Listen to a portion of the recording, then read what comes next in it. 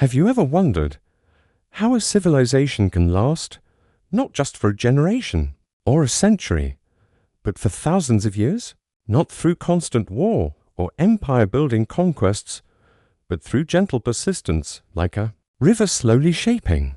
Stone, tonight, will float gently down the river of time through every Chinese dynasty, slowly, one by one, from the earliest whispers of the ancient Jia, all the way to the twilight of the King Dot. And if, somewhere in the middle, you find your eyes getting heavier, that's perfectly okay. You don't have to remember everything. You don't have to stay awake. This isn't a lecture.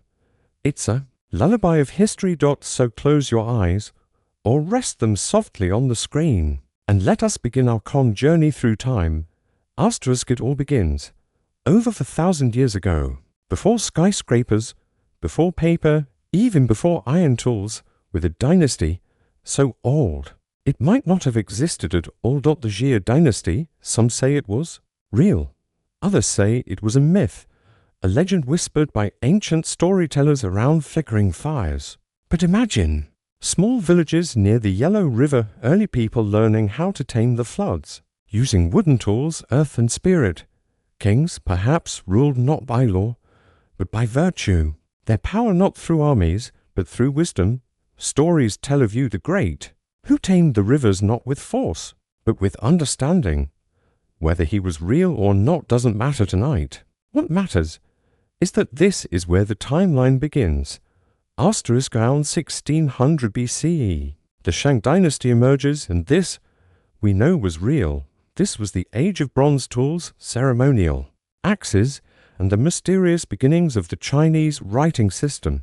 Picture this, a priest holding a turtle shell, carving a question into it. Perhaps something simple like, will the harvest be good? Then the shell is heated, cracks form, and the priest reads the lines, as if the spirit world had answered. These oracle bones tell us of kings, battles, and rituals. The Shang kings ruled from walled cities, their power spiritual and military, and from their hands the written word took shape. One character at a time, the Chinese script began. By 1046 BCE, the Zhou dynasty replaces the Shang. And here, time begins to stretch. The Zhou will last longer than any other dynasty in Chinese history. Over 800 years. Think about that. A dynasty longer than the entire history of some nations today. Early Zhou kings claimed something new, the mandate of heaven. The idea that a ruler's power came from the cosmos and could be lost if the people suffered. Over centuries, the Zhou dynasty slowly decentralizes. Kings lose power to lords. States rise and fall. Wars are fought. But even in war, something beautiful grows. Philosophy. This is the time of Confucius, who teaches the way of righteousness, family honor, and harmony, and of Laozi, who speaks softly of the Tao, the way, a path that flows like water, gentle but unstoppable. Imagine scholars under pine trees, ink brushes on silk scrolls, writing quietly as the sun sets behind ancient mountains. It's a world of thought, not conquest. But eventually, even the longest era fades. By 21 BCE, the warring states are united by a single man. His name is Qin Shi Huang, the first emperor. He creates the Qin dynasty, and though it only lasts 15 years, it changes everything. He standardizes currency, weights, and writing. He builds roads, walls, and laws. Some call him a visionary, others a tyrant. Picture him standing before rows of statues, the terracotta army. Thousands of life-sized warriors, each with a different face, buried underground to guard him in death. He even tries to cheat death, sending expeditions to find the elixir of life. But time has no emperor, and the Qin fades. As quickly as it rose, into 106 BCE, the Han dynasty begins. And here, China blooms, paper is invented, history is recorded. The Silk Road opens, linking China to the west, to Persia, to Rome. Caravans cross deserts, camels carry silk, spices, and secrets. Meanwhile, scholars debate under candlelight. Artists paint with feathered brushes. and families sip tea under flowering plum trees. The Han becomes a golden age, peaceful, wise, beautiful, but all things turn. After the Han falls, China enters a time of division. The three kingdoms, the Jin, the southern and northern dynasties, a time of heroes, monks and myths. But eventually, unity returns. Asterisk in the late 6th century, the Sui dynasty reunites the realm.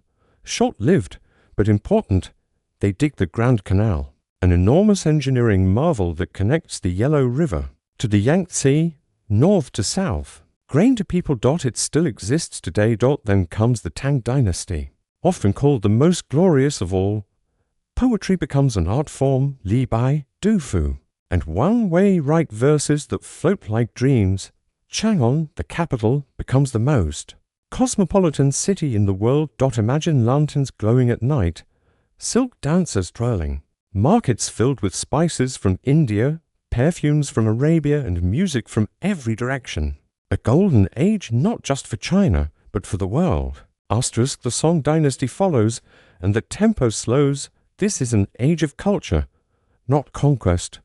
Porcelain becomes fine and white, decorated with soft blue. In paintings show misty mountains and quiet fishermen. The compass guides ships.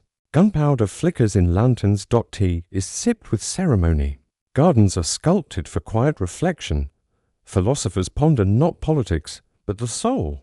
And yet, beyond the horizon, something rumbles. The Mongols arrive. Under Kublai Khan, grandson of Genghis, the Yuan dynasty begins. He rules a vast empire, from Korea to Eastern Europe, yet he chooses to sit on a Chinese throne. The Mongols adopt many Chinese ways, but their rule remains foreign still. The world is connected like never before. Even Marco Polo visits and writes of silk, spice, and splendor. But no empire lasts forever. By the mid-1300s, the Mongols are gone, and the Chinese return. Asterisk, the Ming dynasty rises. Han Chinese rule is restored. The Forbidden City is built, a vast palace of 9,000 rooms, where emperors rule unseen. Behind silk screens. Outside, porcelain artisans perfect their craft. Blue and white bowls that today sit in museums around the world. Explorers like Zheng He sail massive ships across the Indian Ocean, reaching Africa. Before China turns inward once more, the walls of isolation rise again. But beauty still blossoms inside. Asterisk, the final dynasty comes in 1644. The Qing dynasty, founded by the Manchu, a people from the north. They wear long robes and their men braid their hair into queues. The king will rule for nearly 300 years through good harvests and famines, peace and rebellion. But outside, the world is changing. Europe is industrializing. Steamships arrive. Gunboats appear on rivers. Treaties are signed, often unfair. Territories are lost. Pride is wounded. Revolutions begin to stir. By 1912, the last emperor, a boy named Pui, steps down, and for 1,000 years of dynasties come to a quiet end. Asterisk, but tonight, we are not here to mourn, or judge, or even remember every name. We are here to listen, gently, to time itself. To feel the centuries as they drift past like clouds. From Jia to Shang, Zhou to Qin, Han to Sui, Tang, Song, Yuan, Ming, and Qing. You have just traveled across 40 centuries of history without ever needing to leave your bed.